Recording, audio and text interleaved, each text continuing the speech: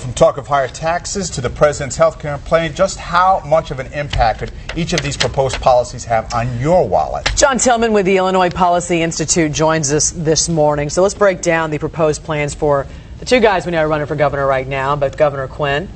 Governor Quinn, of course, is racing to raise your taxes by $3.2 billion. He wants to raise the flat tax rate that we have here in Illinois on income from 3% to 4.5%. That's not good enough for Dan Hines. He says we have a revenue problem and we need more revenue, so he wants to have a graduated or a progressive income tax, which would tax at a higher rate the more your income goes up, to a top rate of 7.5%, a $5.5 billion income tax increase. So what you have on the Democratic side, as we look at 2010, is a race to get into your wallet as fast as possible, which I think is sort of interesting electoral politics. What is the defining line? At what point does that tax rate go up? Who pays for that? It's $200,000. An interesting stat is there's 217,000 tax filers in the state of Illinois who make $200,000 or more, according to the IRS.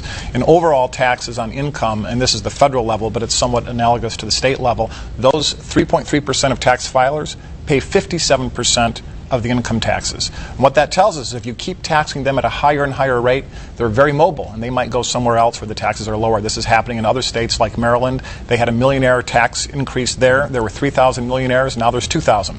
They left or disappeared, and as a result of that, they didn't get as much money as they thought. And that's why that policy of taxing the rich, allegedly, never works, because they have a way of being mobile and moving their income to other states. Okay, let's switch gears now and talk about the president's current health care plan, which he has said he's going to definitely come up with something in some way and try to get it through both houses of Congress. How would this affect us in the tax brackets? Well, I'll give you one simple example that has really been underreported. One of the main provisions of all the plans is that it would force an increasing number of people into state-funded Medicaid.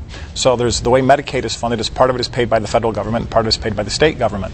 If this plan goes forward as currently written, there'll be a 25% increase in the number of people receiving Medicaid. That'll cost the state of Illinois taxpayers another $1.39 billion. And this has been completely underreported. That's just one example. Is that if there's a public option on the table or without a public option? That's with the public option as currently constituted. And there's really three proposals in the House that are roughly the same. What actually comes out in the end, if the public option stays on the table or not, remains to be seen. But the bottom line is the CBO reports that it's going to be somewhere around $1.3 trillion in increased spending for this program. And remember what we're trying to do here. We're trying to solve a problem. 85% of the people in this country have health insurance.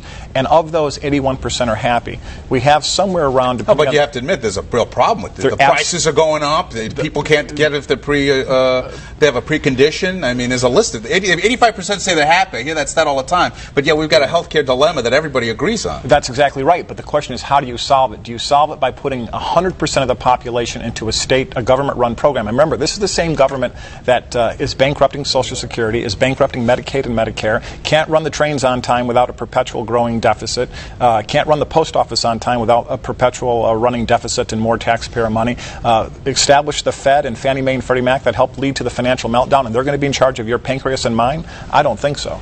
Okay. Well, thank you for joining us this morning, John Tillman with the Illinois Policy Institute. Thank you so much. We appreciate it. Coming up, Mayor Daley's falling out of favor with Chicagoans. What you had to say in a new poll.